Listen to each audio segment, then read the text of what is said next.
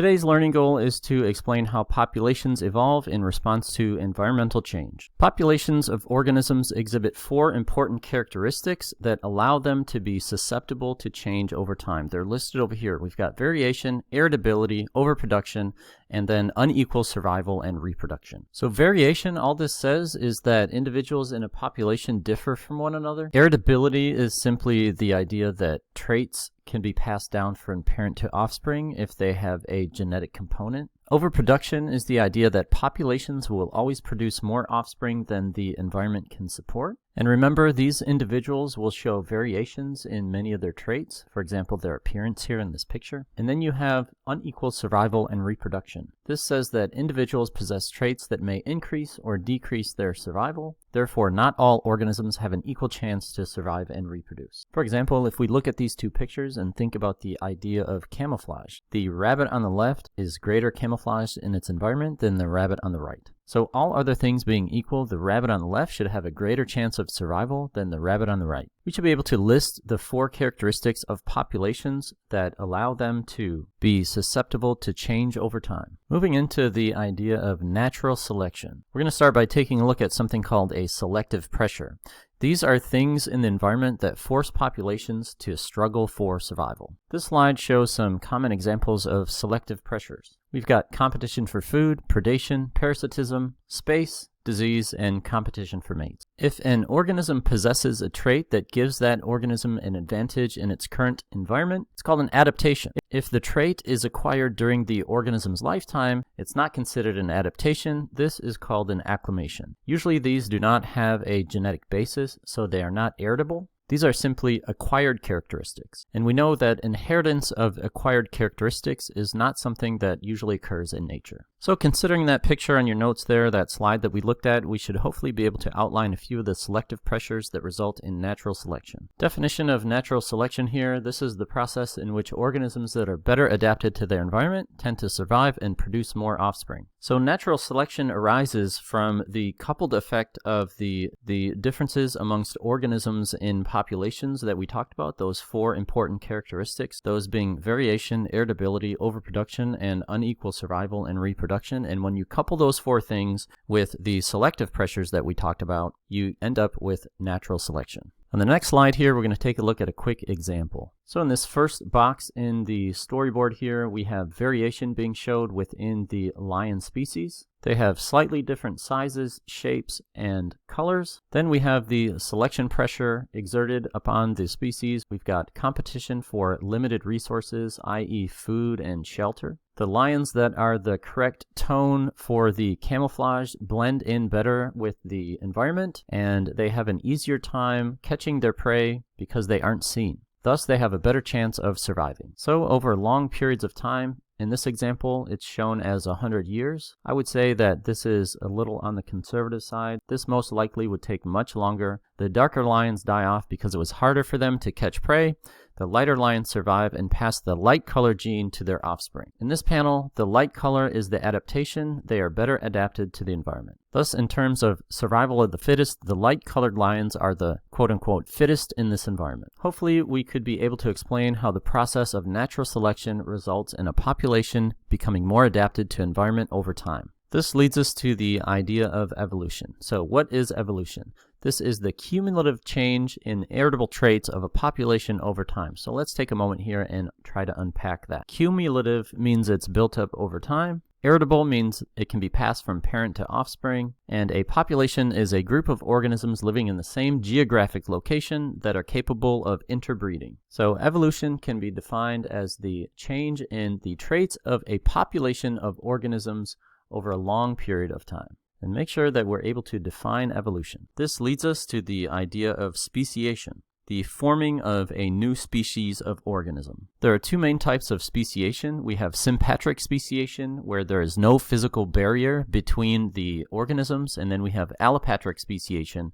which includes a physical barrier that forms in a population of organisms that allows them to drift apart over time. In both of these types of speciation, portions of the original population become separate from one another and can no longer reach each other. They begin evolving differently to slightly different environments. They're considered new species when they become so different that they can no longer interbreed with one another. These variations in this one species of spider look entirely different from one another, but if brought back together in the same location, they would be able to breed with each other and produce fertile offspring. Therefore, they are considered to be of the same species. We'll watch a quick video, about 1.5 minutes long, that shows how speciation can occur when a physical barrier is present between two groups of the same population.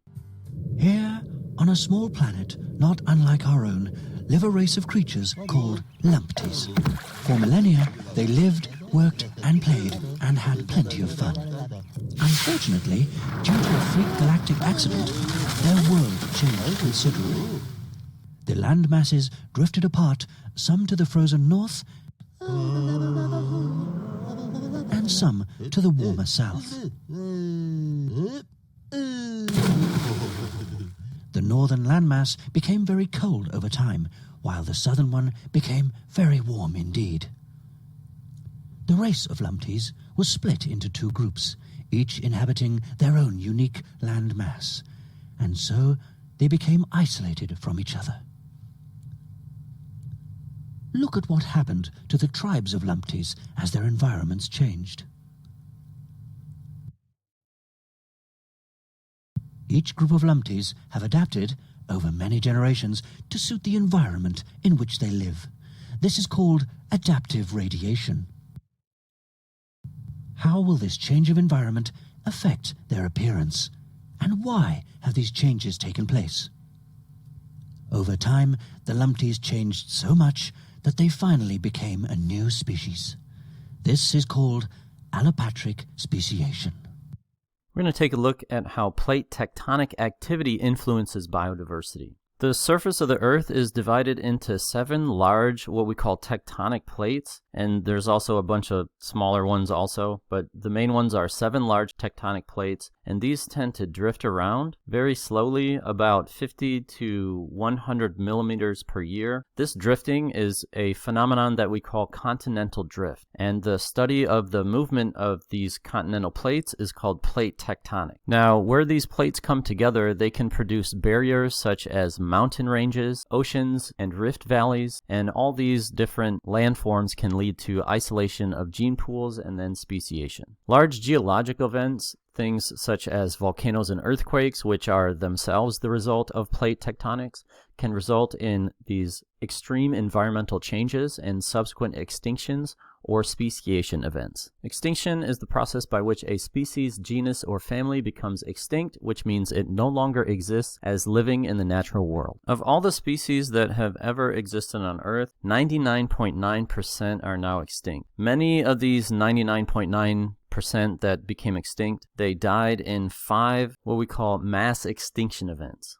And we'll be taking a closer look at those events in a couple minutes. Biologists generally recognize 2 main types of extinction. You've got background extinction, which means that a species naturally dies off because it wasn't fit for the environment anymore. And the background extinction rate, which is the natural extinction rate of all species throughout the history of Earth, we believe is somewhere around 1 species per every million species per year. So between 10 and 100 species per year is what we've seen in the fossil record become extinct. Now we also have mass extinction events. These are large-scale events that result in a large loss of biodiversity in a very short time period. We should make sure that we can distinguish between background extinctions and mass extinction. Like I said earlier, there have been 5 major extinction events since the beginning of life, which occurred about 3.5 billion years ago, and we are in the middle of the 6th right now. So back to the background extinction rate. Currently, we think that there are about 5,000 mammal species alive on Earth today,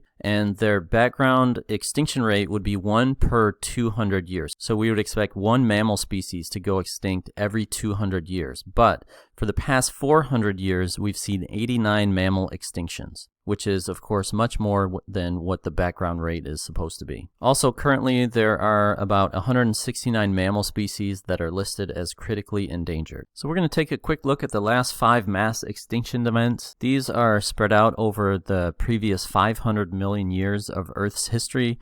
You've probably heard of some of these, specifically the one that killed all the dinosaurs, which occurred about 65 million years ago. This occurred at a point in time that we call the KT boundary, which we'll be getting to here in a moment. We'll start here with the oldest one, which occurred at the end of the Ordovician period. This occurred about 440 million years ago. This was the second most devastating in Earth's history. It affected primarily marine species, and it was probably due to increased glaciation on Earth. Next, we've got the Devonian mass extinction occurring 364 million years ago. This was caused possibly by an asteroid impact to Earth's surface. This wiped out about 75% of the species that were living at the time. And again, this was mostly marine species. Next, we've got the late Permian mass extinction occurring 225 million years ago. This is the largest extinction in the fossil record. It's estimated that as many as 95% of all marine species were lost. Possible causes for this one were continents merging due to the formation of Pangaea, global warming caused by volcanic eruptions, or again, glaciation. Moving on to the next one is the Triassic-Jurassic mass extinction about 200 million years ago. In this one, we lost about half of all species. Possible causes were massive volcanic eruptions and an asteroid impact. This is the one that we mentioned earlier, the Cretaceous-Tertiary boundary, or the KT boundary, 65 million years ago. This destroyed all the dinosaurs that were alive during that time, and half of other animals and plants went extinct. Most likely this was caused by an asteroid that struck the Yucatan Peninsula in Mexico, and this brought about the rise of the mammals, which at the time were small rodents that mostly lived in burrows underground. This brings us to the current mass extinction event, the sixth mass extinction, the Holocene or the Anthropocene. Most scientists believe that this mass extinction event is caused by the actions of us, humans, and the extent might be further and greater than any of the mass extinctions that happened in the past. As you may have noticed, the previous mass extinctions were all due to physical or abiotic causes, and they occurred over extended periods of time, which was usually in the terms of millions of years. The current mass extinction is, of course, caused by humans, so it is the first one that has an actual biotic cause, and it's happening much quicker over the course of a few decades. And the major reasons for humans causing this mass extinction are that 1, we transform the environment rather quickly. 2, we tend to overexploit other species for our own benefit.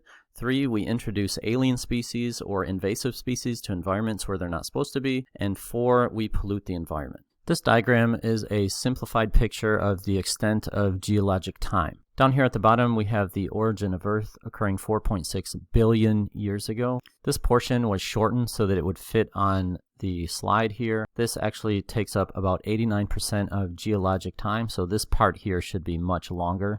And these darker bolded lines here show the big 5 mass extinctions that we just talked about. You can see that they are roughly evenly spaced. This one may be a little bit shorter time period here than the other 4, and they're named for the geologic time periods in which they occurred in.